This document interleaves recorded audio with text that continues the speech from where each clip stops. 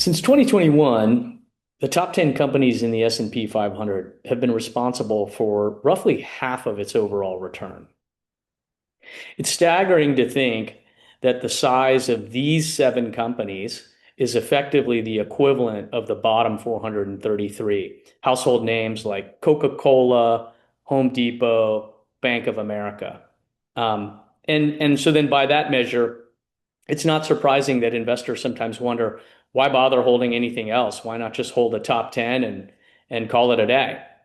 Um, well, one reason would be the fact that it's not always a smooth ride, and there's a lot of volatility. If we look at the drawdown in 2022 or this year, the max drawdown, Tesla back in 2022 at one point was down 73%, and this year almost 50.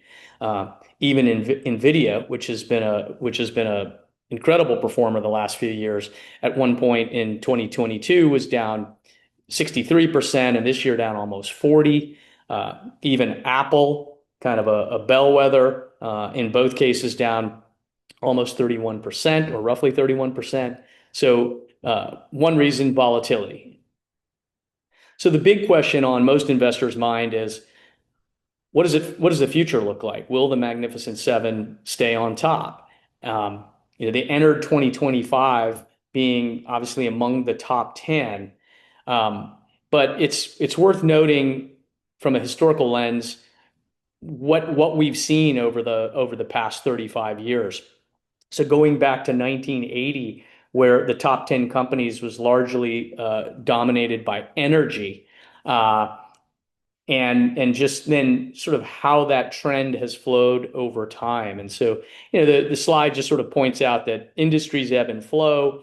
I think especially when we think about the current AI boom and what that's going to look like, we realize or understand, I think, that the power demand for AI is so significant. And so while technology may very well continue to be one of the top drivers of return in the next 10, 15, 20 years, maybe it's a reasonable bet that energy will also be an important factor as we go forward.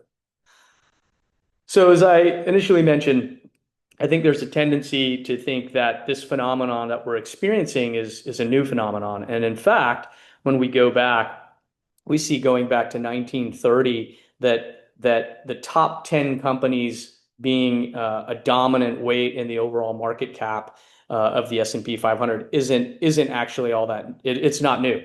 And so, as of 2020, where the top 10 made up roughly 22%, I think it's closer to 25, maybe even 30% today. This range of 20 to 30% isn't really all that unusual. It's kind of interesting to sort of see that AT&T was the number one weighted stock for almost 50 years. From 1930 to 1960, it was in the number one spot, and then from 1970 and 1980, it was in the number two spot. It wasn't until 1990 that it started to drop.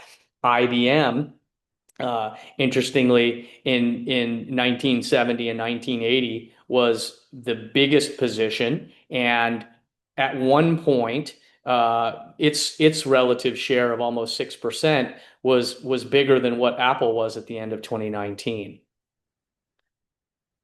So another thing that's worth noting is that historically speaking, once a company has entered the top 10, over the next 5 to 10 years, they tend to underperform the broader market. And so sort of if we think about kind of a powering down phase, again, just kind of worth considering what that looks like in the next 10, for the next 10, 15, 20 years for companies like Microsoft and Nvidia and Apple.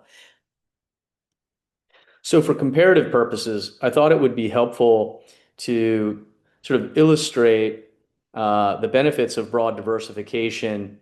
While the top 10 names in the S&P or the Mag 7 specifically have contributed to return this year, as of August 21st, these are the positions that have had the strongest performance within the S&P 500 year to date. And again, just to be clear, this is not a recommendation to go buy these 10 stocks. It's really just designed to underscore the value of broad diversification. So whether it's GE, whether it's CVS, these are companies in aerospace, defense, energy, utilities, healthcare.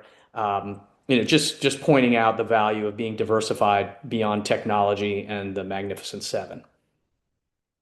So finally, let's not forget how one of the most famous Westerns, Magnificent Seven, ends, where only 3 of the 7 survive.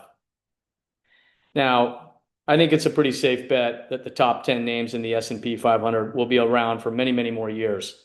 The real question is whether they'll continue to be in the top 10, whether they'll be the outperformers, whether they'll outperform the market, and perhaps of equal importance, whether they're priced appropriately, because the fact is, currently, they're pretty expensive.